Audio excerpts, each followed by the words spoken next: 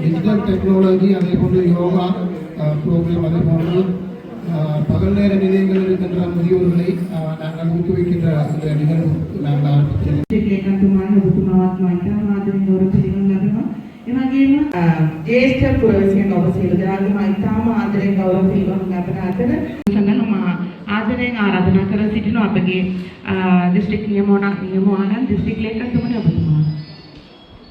තුද මේ කරුණු අපේ වැඩිහිටියන් සමග බෙදා හදාගෙන ඔවුන් ඒ ශිෂ්ටවලට යොමු කර ගැනීම සහ ඔවුන්ගේ පිළිවෙල දැනුවත් කිරීම තමයි අද දවසේ බලාපොරොත්තු වෙන්නේ.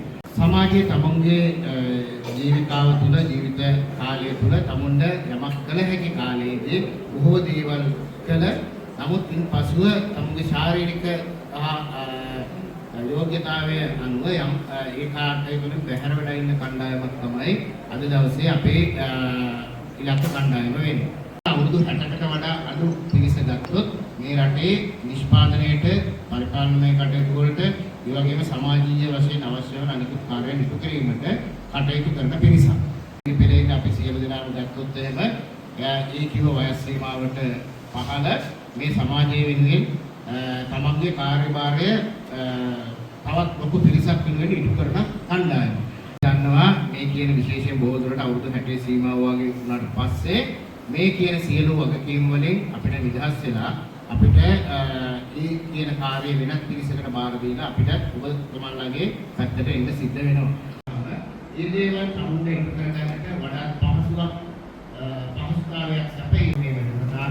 සැලසුම් කරලා තියෙන්නේ විශේෂයෙන්ම ශාරීරික හා මානසික එහි තියෙන වැඩගත්කම පිළිබඳව ඔබ දැනුවත් කරන්න.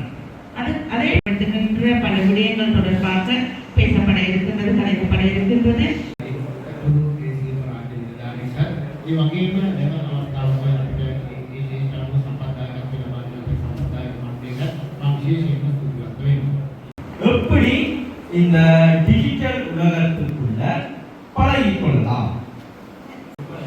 අපිට මේ සම්බන්ධව අපි දැනුවත් නැහැ. ඒ නිසා අවුහරි දැනුවත් අයත් එක්ක එකතු වෙලා මේ දැනුවත්භාවය ලබාගෙන අපි ඉදිරියට යන්න පුළුවන්. ஓகே, அப்ப நாங்கள் பழகிக் கொண்டோம் என்று சொன்னா மெல்ல மெல்ல நாங்கள் பயிற்றுவிக்கப்பட்டு இதை பழகிக் கொள்ளலாம். உண்மைதானே? අපි පුරුදු වුණා.